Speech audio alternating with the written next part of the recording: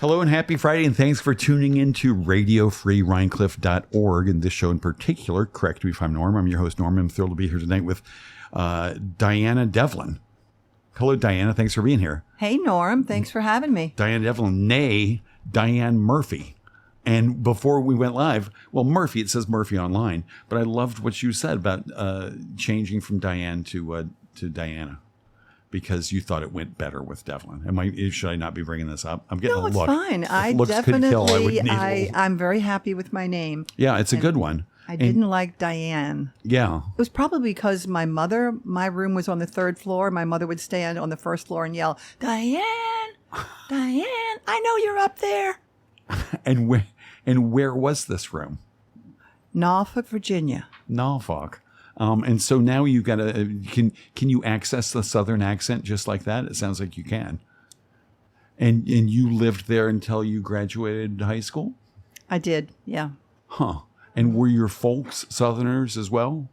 My dad was born in Brooklyn. Maybe. Okay. He might have been born in Ireland, but we can't trace it back that far. Oh, wow. Well, that's interesting. Mystery. And your mom?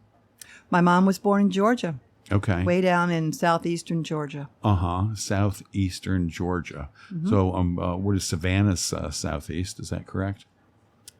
Fitzgerald was the big town around there. Fitzgerald. Well, Savannah's the biggest one down there, I'm pretty sure. But Fitzgerald, Georgia, that's where Mom came from. And did you have siblings also on the third floor of that house that your mom was bellowing throughout? Yes, I did. I had a number of siblings. Too many to count. Care to guesstimate?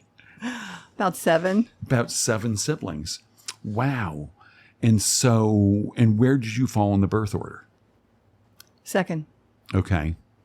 And do you put any stock in sort of the birth order stuff? People do, like, oh, if you're the second of a bunch, you're this and that.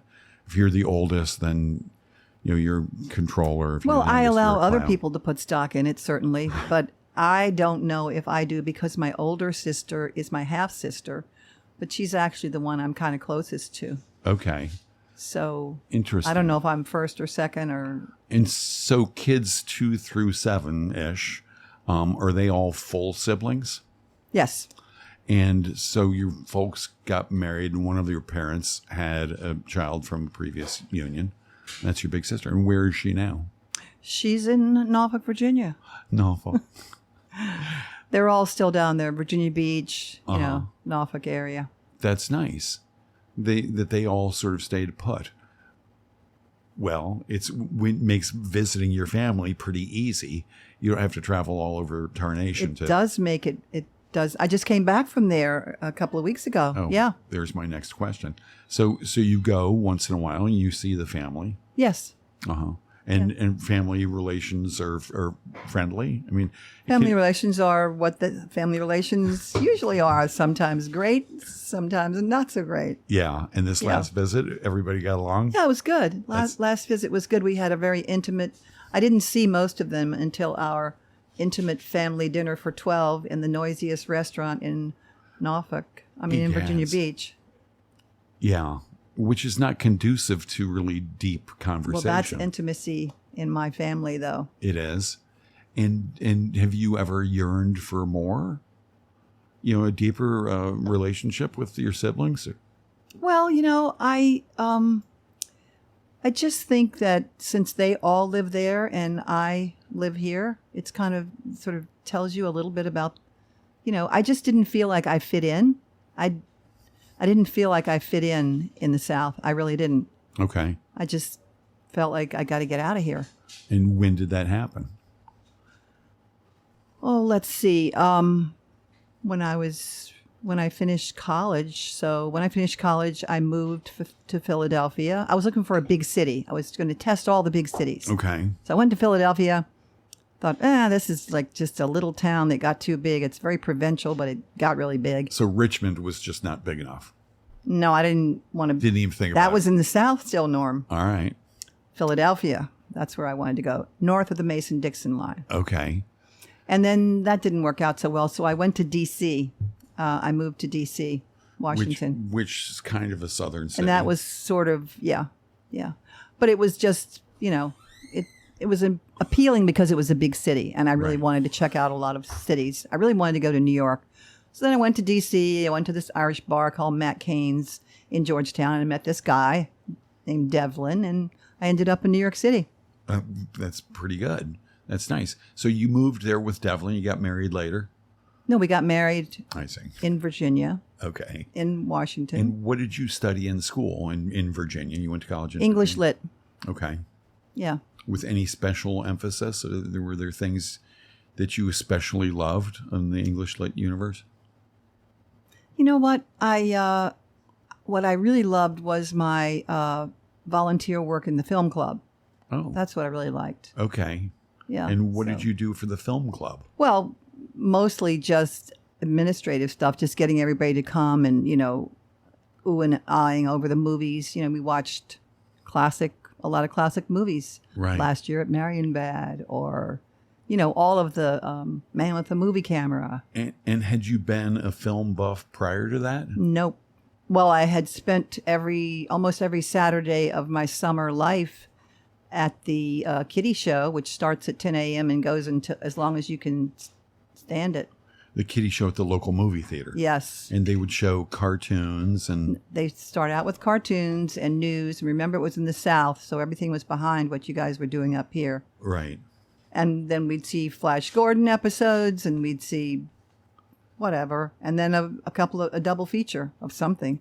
Right. Yeah. And it was probably air conditioned. Yes. It sounds like a fairly idyllic youth. And did you have friends from that era who you're still friendly with? Oh, yeah. My friend from first grade, I just visited her. Yeah. And did any of those friends go into film as you did? Nope. They all stayed in the South, pretty much. Right. Yeah, none of them. When I got to New York, so we drove, Joe Devlin and I, we drove up from Washington, D.C., and when we crossed the George Washington Bridge, I'm like, holy, what is this? Right. I'm from the South. I had never seen a suspension bridge before. And then we went to his cousin's house to have dinner at 10 Gracie Square. And we ate on silver chargers. And I thought, oh my God, New York is definitely for me. And what year was this? You don't know.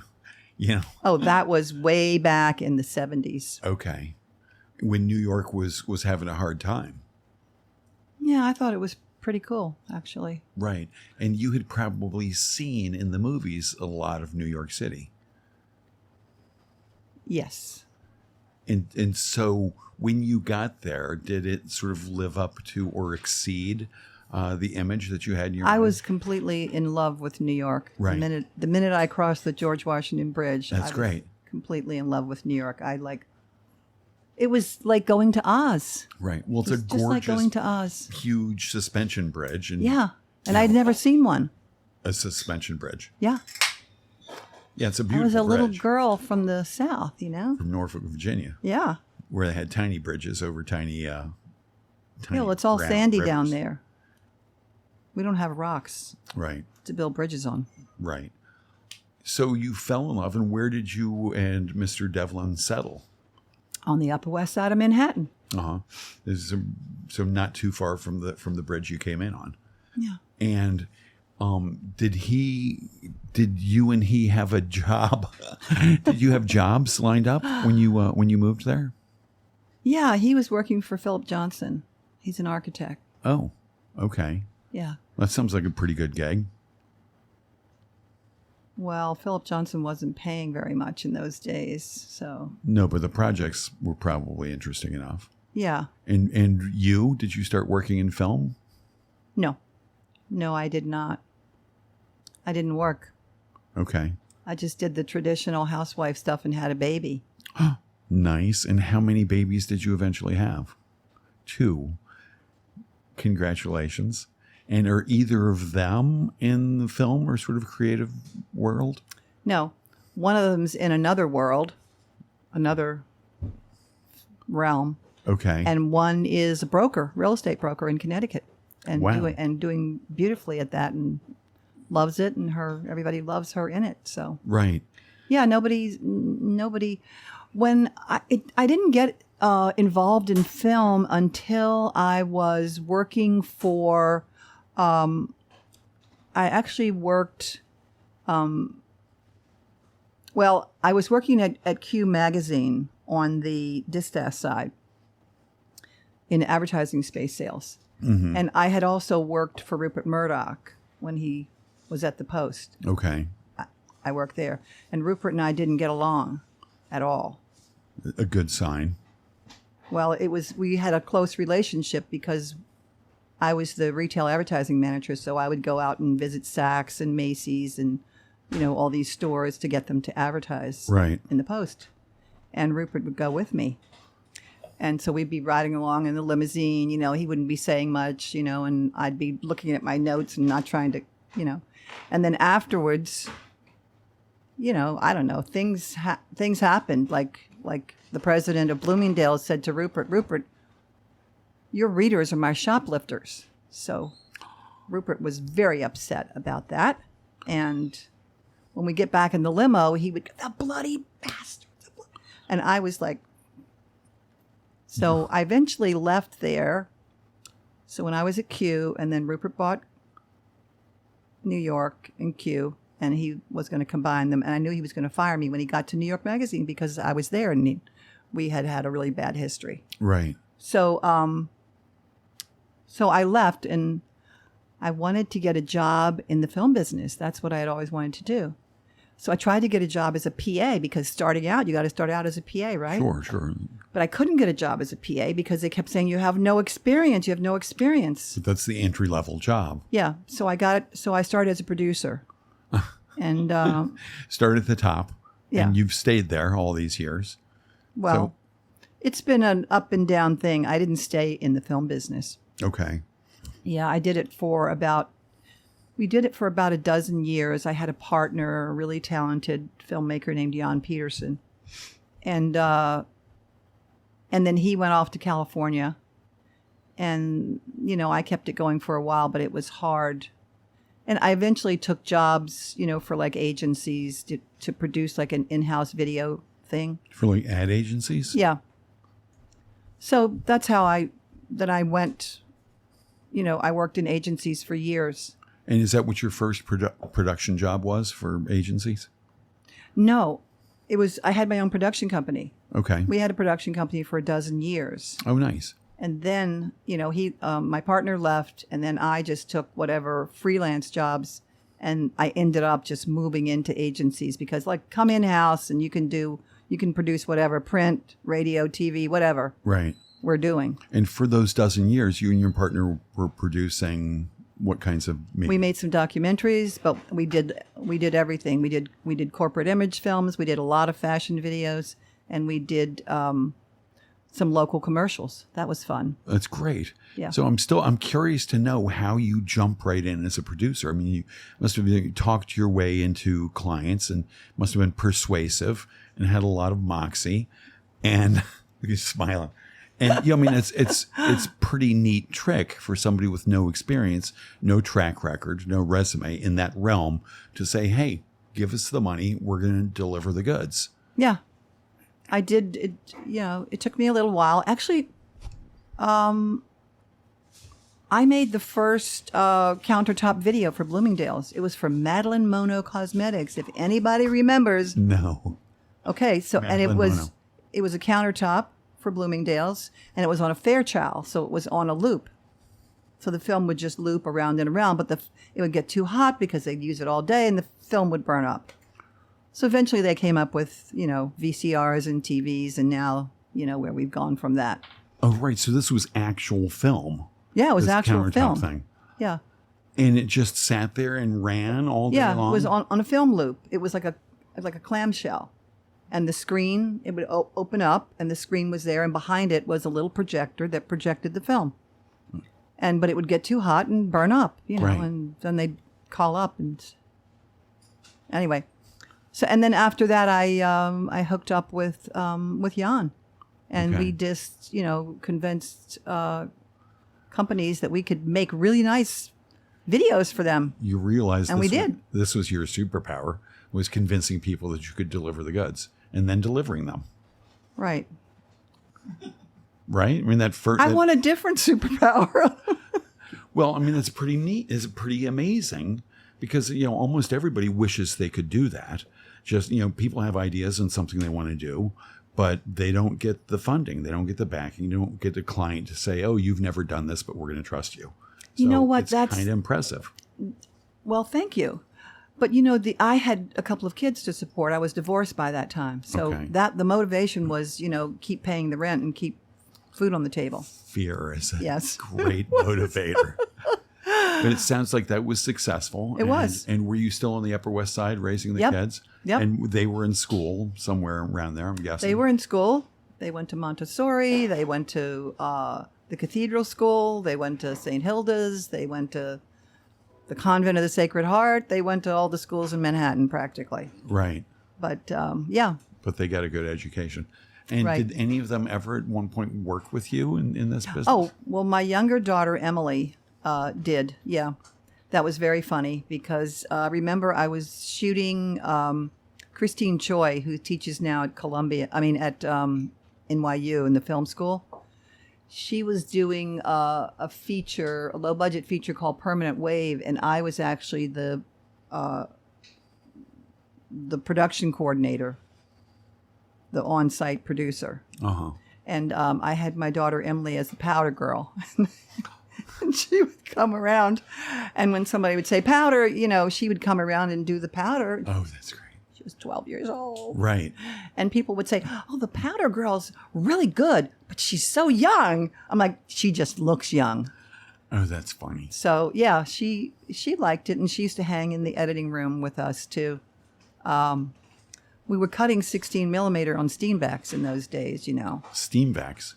Steenbecks. Okay, which is what?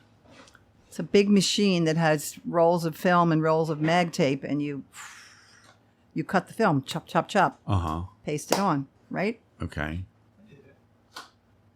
So, and we mostly shot in film, but we told them it was video because it ends up on video anyway, because you've got to play it.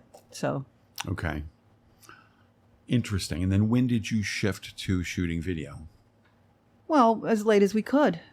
Because you liked working in film. Yeah. And you had you owned the editing machine? No. in the Steenbeck? You just rent editing rooms, Okay. on in the film, what used to be the film district in the 40s on 8th Avenue. That's nice. But you didn't rent an editor. You were editing it yourself. Right. Amazing. And then where did that go? I mean, after you said you were 12 years with this partner doing that, and then where did you go next? Gosh, I guess then I, took a little hiatus. I mean, somewhere in there, my youngest daughter got cancer and she passed away. And so I didn't really do much for a few years. I didn't do anything for a few years, And then I kind of went back into the agency world, really. Right. And yeah. And were you on staff as So a now- producer in agencies? No, Okay. I started out freelance and then I went on staff. Yeah. Okay. I'm sorry to hear about your youngest daughter. This could be just so hard. You asked too many questions, Norm. I have to get into the details here. All right. Well, we got 40 minutes left. You go ahead. No, what I was saying was, so that happened. It changed me in a lot of ways. I think it made me really appreciate life. I mean, you can't stand in front of death, which is a part of life, and not be glad that you have more time on this beautiful planet. Right. So, yeah, I didn't do anything for a few years. It seems reasonable. Yeah, I think it was reasonable. Yeah. Yeah. So then, so this, I guess about 8 years ago, I decided I want to get back into documentaries.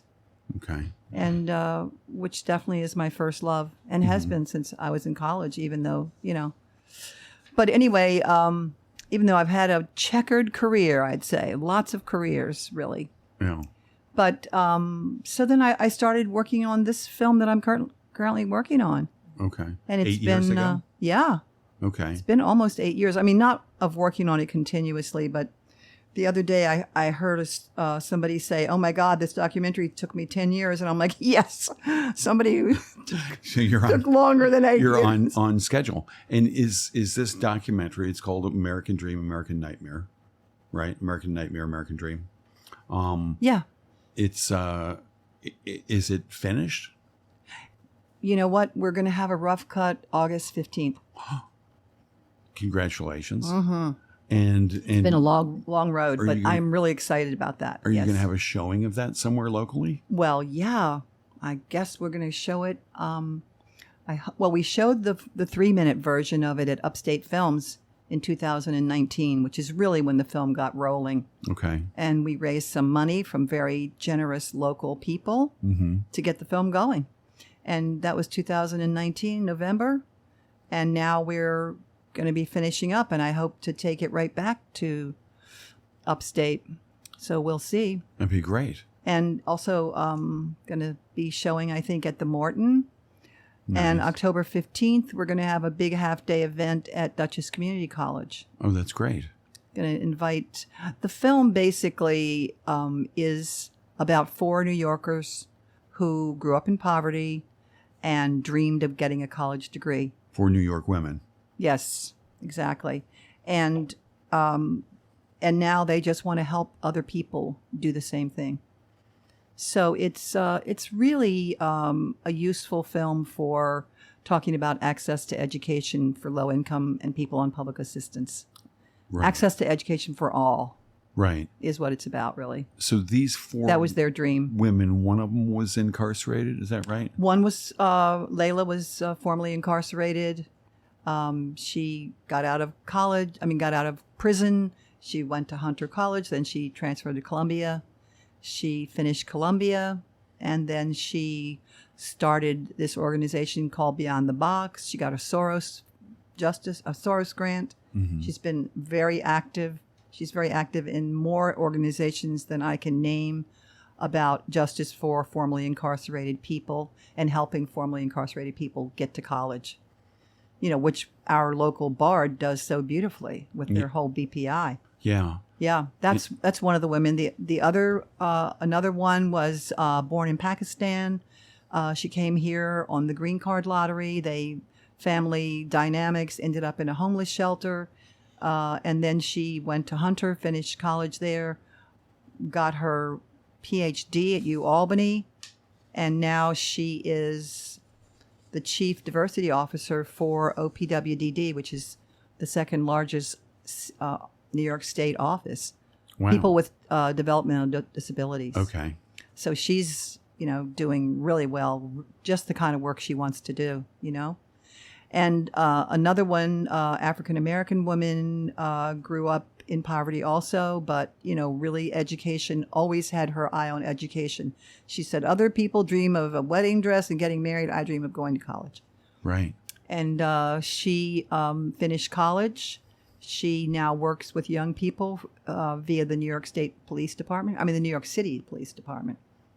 And also is very, very active in Save Section 8 or Save Section 9 in trying to keep housing, low-income housing that's been around for a long, long time. Right. Well, the real estate people are trying to get rid of it. Sure.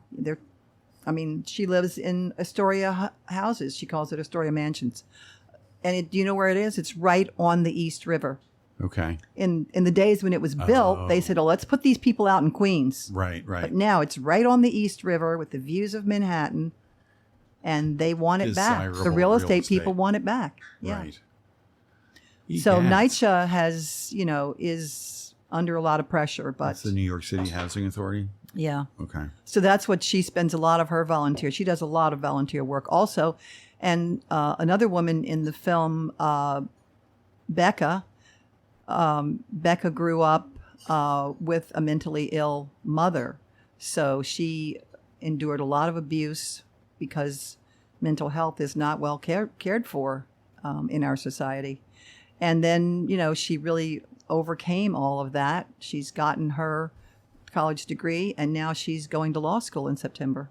Amazing. So they've all had amazing careers. And when we started shooting with these women, my partner Grace started first shooting with them in 2009, and then we got together. Wow. So we have long history on some of these women, and we had no idea if they would even finish college. And how did Grace start, and why did Grace start filming these women? Oh, she started that because she was going to Hunter, and she thought that the program that they were doing, which was a leadership program at Hunter run by Welfare Rights Initiative, was so incredible that she took the course there, the 1-year leadership training course. And she met these women. And then I started working with the co-executive director of Welfare Rights Initiative, and I met all these women. And 18 years ago, I wanted to do this film.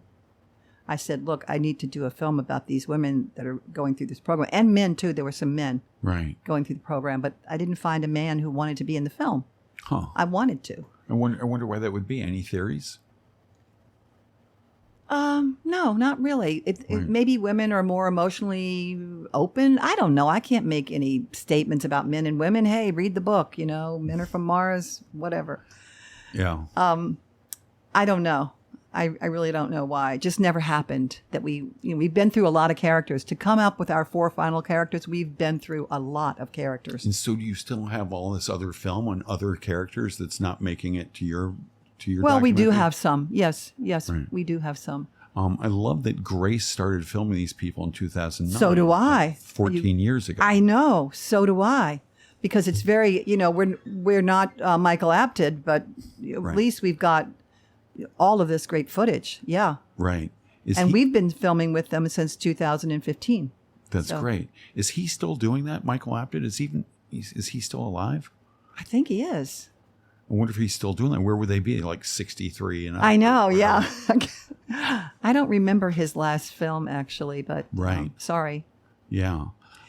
Yeah, it's really, really fortunate. We have a lot of hours of footage, and it's just really, they're just great human interest stories. They're just amazing stories. And amazing success stories. Yeah. And we didn't know that they were going to even finish college. No. We could have picked people that dropped out or something, and we even had at one time a character who had dropped out, who had been through Giuliani's WEP program.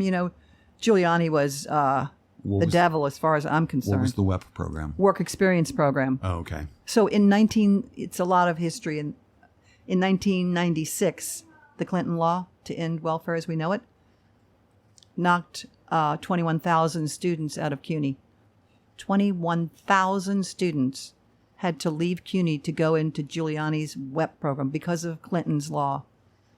And people don't think about the history of that. It's still affecting people's access to education, low income, and people on public assistance. It's still affecting their access to education. We do not believe in access to education for all in this country. We don't. No. We just, All right, well, I'm going to ask you to speculate again. Why do you think that is? Why do I think we don't believe in access to education for all? Yeah. Because the country was founded on racial lines. I mean, why do you think I wanted to get out of the South? I'm not sure, but I know now. I wanted to see people. I wanted to see the world. I wanted to see what, a variety of people would be like. It was too close knit. It was too homogenous, the South, for me. Right. I just knew there were other worlds and other people that I could be enriched by knowing, Right. And during all those years away, did you ever even think a little bit of going back? Never. Good face. Absolutely never. So back to the documentary. How many minutes long is it? Well, this rough cut we're going to see. It's about 72. Okay. Which seems a sort of a regular length for a doc. I promised PBS I was going to make it 56-46, but we'll have to cut that down. We'll have to cut the 72 down because the stories are just too good to miss. Right. Really, it's just, and you really need to know a little bit about the history. We do it very quickly in the film, but it's still going on. People on public assistance in this country are allowed to go to college for 1 year. 1 year. That's it. That's the law. That's the federal law since Clinton. And then what? Tough So tough luck. They get funding to go to school? No. No. They pay for school just like anybody else does. They have to fill out the FAFSA. You know what the Right, FAFSA is. sure. They have to fill out the FAFSA. They get Pell Grants and New York State TAP grants, just like anybody else. Okay. And those are all based on your income. They do not get paid to go to school. But if they could count their hours for their work requirements, that would help. Because going to school for, you know what it takes to go to college, and then having to do, 20 to 35 hours of work assignment to pay for your welfare, that's a lot. Right. And then taking care of kids. A lot of the women have children. So if you're on welfare, you can go to college for 1 year. Even though you're paying for it yourself, you're getting loans and all that stuff. Well, you can go for 1 year and retain your benefits. You can get off of your benefits, go to work, make your own money, and go to college and pay for college, just like everybody else does. So you can go to school for 1 year, and if you go any more than that, then you have to give up your benefits. Right. I mean, people come to welfare because they're in crisis. It's families in crisis. Right. It's not like Reagan said, it's not like it's crisis. And a number of things have to be put in place before people can even consider education. Right. They've got to have housing. They've got to have health care. They've got to have food on the table. Right. People are in crisis for a number of reasons: domestic violence, lost a job. It can be illness, ending up in disability. There's a lot of reasons that families get in crisis. Right. It's a social safety net. But I think we are a hard-hearted country in many ways when it comes down to wanting to take care of our own. Compare us to Europe. With the conditions in this country today, the Europeans would have been on strike years ago. Right. Yeah, and in a general strike, like every worker in the country on strike. Yeah. Yeah, so it's just, it's just trying to level the playing field. As I was coming over here, I was listening to, on WAMC, the thing about the California reparations, that they've had a whole commission. I didn't get to listen to all of it, but I mean, yeah, we have to realize that the conditions that started this country caused a whole class of people to be kept down until the present day. If you don't have, you don't build a tradition of going to college overnight. Right. A lot of these women were first generation college students. Oh, yeah. So the 4 people in your documentary, they all went to 4-year colleges and graduated. And I saw a stat on the website for your film. 90% of women 90% who get a 4-year degree never back. need welfare again. That's amazing. And that's from an actual study funded by the Ford Foundation. Right. It is amazing, and it's probably higher, but at least with 90%. I mean, if you told somebody, I have a program that has a 90% success rate, right, wouldn't they jump at it? You'd think. They don't. No. They don't. Oof. A 90% success rate. So we're doing this program at Dutchess Community College in October, a half-day program. We're going to invite the high schools to send their low-income students. We're going to invite the public to come in, and we're going to have, we're going to try to give them some inspiration, some motivation, and some actionable information of how they can access college if they're on public assistance.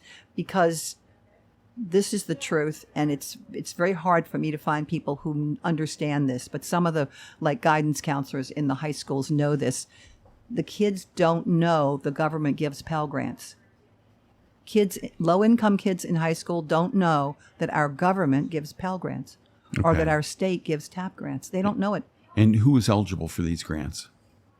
Everyone is eligible. You fill out the federal financial aid form, the FAFSA, and then they do it by your income. So you get as much money as, based on your income. It's like everybody has to do the same thing. People on welfare don't get anything different.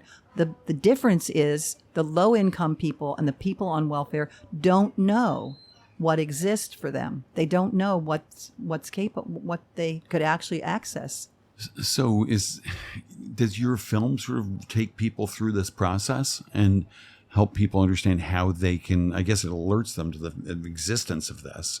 The women talk about this. They talk about all the problems they had accessing education. They talk about everything. They talk about the FAFSA. They talk about, Hira, who has a PhD now, showed up at Hunter College with not filling out the FAFSA. Why? Because she went to the little high school informational thing, and they never said what to do if your parents were on welfare. They just kept saying, tax returns, get your tax. So she went to Hunter, and she hadn't filled out the FAFSA. So they said, okay, here's your bill. It's like, it's not easy in high schools. Remember, we don't have enough guidance counselors. The guidance counselors are overwhelmed with the number of students that they have to deal with. And I'll tell you, when I went to college, because I came from a poor family, my family was not well-to-do, not middle class. I would say we were poor. That's the word I would use. And the guidance counselors in high school didn't really pay attention to me. They didn't think I was going to college because my grades were not so great. I was depressed all the way through high school. And they knew my family had no money. So they didn't come bring me in and counsel me to go to college. I went to college by just complete grace. Some local philanthropist came along and said, I'm going to send these 10 kids who didn't get very good grades. They're not going to get scholarships, but they're smart. It was a miracle, basically. And that's a lot of my motivation to get this information out to other low-income kids that was me. That's me. So will you have screenings of the documentary, or you have forms and brochures and to help people? When you say, does the film deal with all of that? It deals with all of that in four or five or six different stories, because there are other characters that come in. Okay. And also at the end, we're going to have a QR code right on the film where people can access. Great. And we have a resource guide. Okay. Telling people where to go. But that's why we're doing the workshop at DCC, because we can bring the kids in and they can talk to people who look like them. Whether they're, whatever they are, probably, they can relate to a black person, a white person, a Latinx person, or whatever. And then we can talk to them one-on-one, tell them what their options are, because kids don't have hope today. I feel like teenagers are not feeling that the world is going their way, or that the world is in a big mess. My teenagers think it's going to fry to a crisp pretty soon during their lifetimes. Yeah. And that changes your attitude about things. It does change your attitude. We just want to say, you can do this and we will help you with the information. Right. But you can do this. I find a lot of low-income kids that I've talked to, they don't even think of it. They don't even think of college. It's not in their, they don't think of it. Middle-class kids do. Their parents went to college. It's a whole different world. This is going to be a great story for kids to see. Like, here's people come from their kind of situation that they can relate to, who went to college and did that, and they're now helping others and graduated, got masters and PhD. Yeah, I hope so. Yeah, right. I hope we can attract a lot of kids that could use the information, because maybe, if they don't act on it right away, maybe it plants a seed that they will act on later, because it's so funny, because we were trying to write the copy today. I was working with a copywriter. We were trying to write the copy for the flyer, and we're like, it was so funny, because we were like, the language was just too stiff and too terse. And, it's like, it finally came down to, okay, do you want to be a teacher or a hairdresser or a TikTok star? Well, come to this because we can help you. Oh, that's interesting. I don't know. That's not the final copy. But, how do you get how do you get them to look at your poster and stop for a moment and think, is this for me? And if you say, come and find out how to get a college education, I don't think it's going to work. Right. It's not. But there are lots of programs. We have great BOCES and we have great community college. The governor, June 1st, sent out a letter. She sent out letters to thousands of high school seniors, graduating high school seniors, and told them that they're guaranteed a seat in a SUNY or a CUNY. This actually has existed for a while. But it's not just those who got the letter. It's all seniors. Is that correct? It's all seniors. Right. Every graduating senior, everyone who graduates high school in New York State is guaranteed a seat in a CUNY or a SUNY. Right. It's going to be a community college if you have low grades, and if you have higher grades, go to UAlbany. Right. I mean, we have a fantastic state university system. SUNY and CUNY.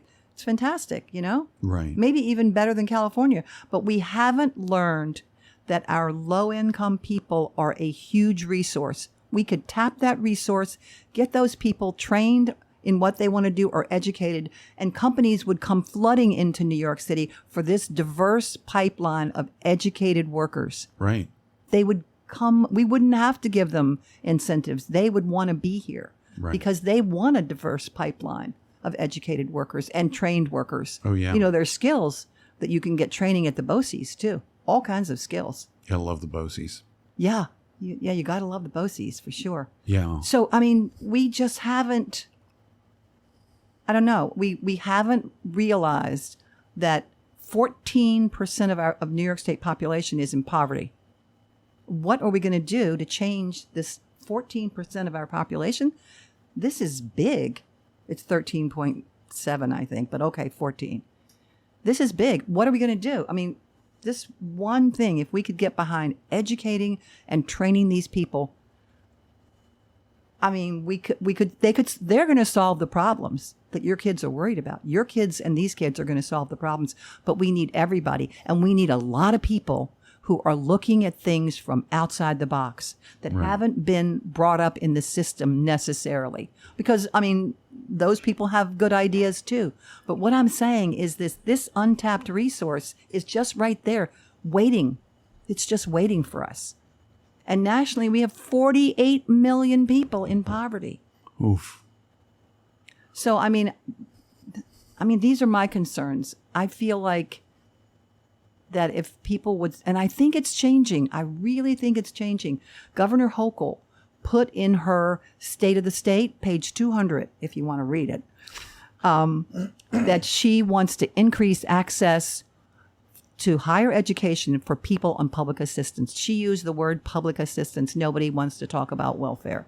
Nobody touches welfare, you know? Well, everybody sort of understands that's what you mean by public assistance, right? Yeah, but I mean, I use those words interchangeably. Right. Nobody wants to talk about public assistance either. Oh, I see. But she put it right in her State of the State. And then she June 1st, sent out this letter. This is big. This is big for New York State. Guaranteed, listen, high school graduate, you're guaranteed a seat in a SUNY or in a community college. For the U.S., and hopefully other states will follow suit. So I feel like, you know, I can call our country hard-hearted, but I really feel a lot of hope. Right. I really feel like we are turning a corner. Things have gotten so bad, and they've got to get better. And we've got the resource to tap. Right. You know, so I don't know. I'm very passionate on this subject. I'm sorry I went on and on, Norm. No good. Please keep going. You know, one of your points that you brought up is that kids don't even understand this is an option. And if you don't know that's an option, then you're not going to move towards it. You're not going to figure out how to move that in that direction. And your film is going to help kids say, oh, look, they did it. I could do it too. I sure hope so. Yeah. Did you get a picture of both of us? And so will you be showing that in high schools as well? I sure hope so. I mean, I'm hoping it seems like the to kind get of it. thing that like every high school Yeah, senior I mean, the should- film's not quite finished, so everybody wants to see the film before they program it. Yeah. So we've got that little space of time here. Uh-huh. But yes, I want to show it. I want it in high schools. That's my number one target audience. Right. And middle schools. I want the kids in middle schools. You don't have to languish in the projects. You don't have to get in the gang. You don't have to take drugs. Keep your eye on the prize. You know, finish high school and look at what your options are going to be. Different path available. Yes, there's another path. It's so hard. It's a It's so beautiful hard thing. for kids. It's so Right. hard. They don't see, you know, by and large, things happening, good things happening in a lot of their communities. In a lot of their communities, there is a lot going on that's really good. I mean, look at all these organizations we have. Look right in Rhinebeck. Culture Connect, Yeah. what they're doing.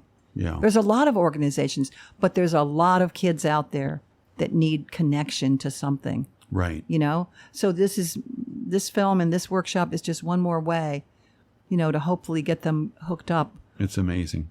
Now, in my little blurb introducing you in the social media, I said award-winning filmmaker. You made a 3-minute, I think, version of this film, and it's sort of its own thing. It's not just a sizzle or a teaser. It's its own little film. Yeah. But it's a short. But it is of the bigger film. Yeah, it is. It is a couple of the characters from the bigger film. Right. We made a little 3-minute film. It's been in a couple of film festivals, and yeah. And you've won some awards with it. Yeah, well, amazing, right? How did you decide to do that? I mean, people put together sort of a, you know, like a sizzle reel or a teaser. You know, it's so funny because I decided I was sitting at my desk one day and I saw that there was the Albany Film Festival, and the Albany Film Festival is run by the New York Writers Institute. I love the Writers Institute. You know, I mean, all the famous writers end up at the New York Writers Institute.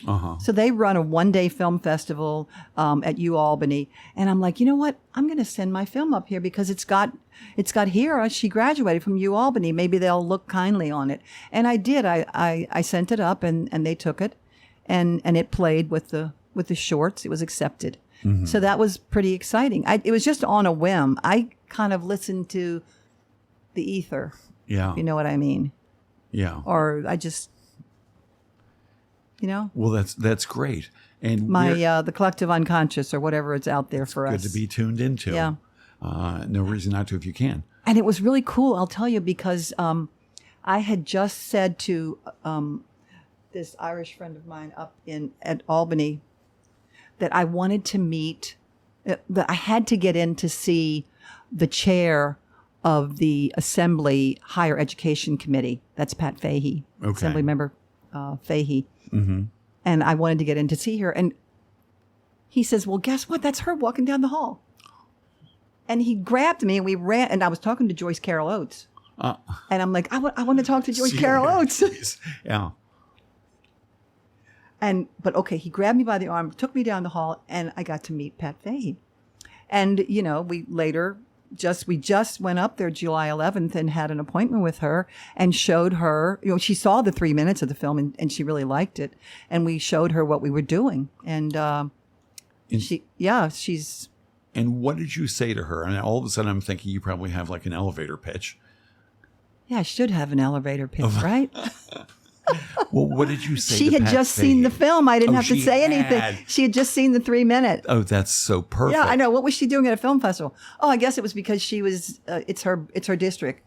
She's the assembly member for the 109th. Okay. And so, where did the funding for this film come from? Well, I got this is the really funny thing. I was on a Zoom meet. Well, I raised a lot of money at Upstate November 2019. Okay. People contributed money that day. That's what we did it for. I brought up 3 of the women from the film. They spoke to the audience. We had a full house in the big theater in Upstate Films. And did you show the 3 minute film? Yes. Then? Okay. So showed the 3 minute and the women talked. And that's why we raised the startup money for the film. And then I was on a Zoom meeting. I'm in this organization called the D Word for documentary filmmakers. And I was in this, The I guess, Word. Yeah, the D Word. I like it.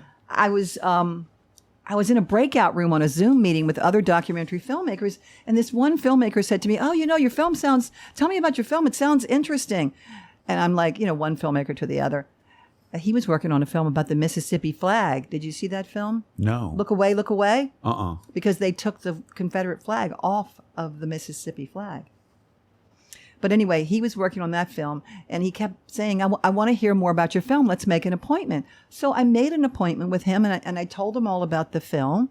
But this is like, I'm thinking, you know, this is kind of weird. And he said to me, so how much money do you need? And I'm like, well, I need a lot of money. He said, well, send me a budget. So I sent him a budget. Pat O'Connor, God bless you, Pat O'Connor. And his wife is on the board of a foundation, and they give money every year for, I think, 5 Mississippi high school graduates to go to college. So this film was right up their alley. They also give to the Art Institute in Chicago, so they give to a lot of different things. But it's a family. It's a foundation. They gave me money to finish the film. Oh, that's just amazing. Because I had applied for grants, and you know what that's like. It's tough. But Unless you're Ken Burns, it's really tough. So, did you get any grants? Nope. And where are the And places? applying for grants takes a long, long time. Oh yeah. You know, and I had already the startup money, so I was working, and then I got the money from it's the James and Madeline McMullen Foundation in Chicago. Okay. They were great. And where are the places that documentary filmmakers go to apply for grants? Who are the big grant makers? PBS is ITBS now. There's Catapult, there's Chicken and Egg. There's a lot of places you can go. Okay. But it's very competitive. And they all have friends who are filmmakers. Right. Now, you mentioned earlier that PBS wanted it a certain length. That's the hour. An hour for PBS has got to be 56 minutes and 46 seconds. Oh, 56:46. So, because they have the underwriting messages before and after, yes. So, is there a chance that PBS might pick this up? I definitely. But it's we'll see. I mean, I'd love to get this on a streaming service. Right. So then PBS might be a second or a third or. And something. which streaming service? Well, I have no idea. I have a distribution consultant. I have no idea about distributing documentaries. Right. There's like a few. There's Passion River. There's New Day Films. There's a lot of distributors that do handle documentaries, but the documentary market has really crashed. Where it was really good for a couple of years, it's really crashed because the streamers just want sports and personalities. That's what they want. Oof. Yeah, oof. They're very, they've got us now. We're all subscribing, so they're going to play what they want to play. What's easy and cheap to get, and is going to attract the biggest audience. Right. Not that it's cheap to get, but they're going to put their money where they can get the most audience. What are you going to do? Cancel Netflix because they're not going to show independent docs anymore? I just saw on social media, I think probably Facebook, some people who said, "Oh, we're canceling Netflix, we're canceling Disney out of solidarity with the writers and the actors who are all on strike." Yeah, I think it's a good idea. Yeah, I really think it's a good idea. Yeah. And have those strikes affected you at all? I mean, you're in post-production. You probably weren't dealing with those unions anyway. We're in post, but I completely support. I had my fingers crossed when the June 30th deadline came and went for SAG-AFTRA, and I still had my fingers crossed. I know they're going to strike. And they did. Yeah. And you know what? God bless them.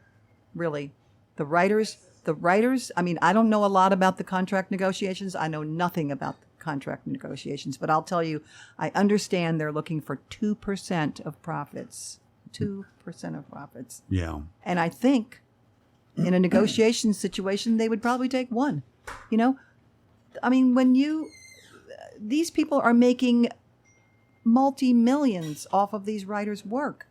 Writers and creators, that's who we're talking about. Yeah. When you start to see a series, it says written by, created by, those people are not getting any of the profits. None of the profits. Yeah, I read something connected with a strike that the guy who did Squid Games, the creator of that, got 0 from the millions that Netflix made off of it. Right. Hundreds of millions. Is that fair?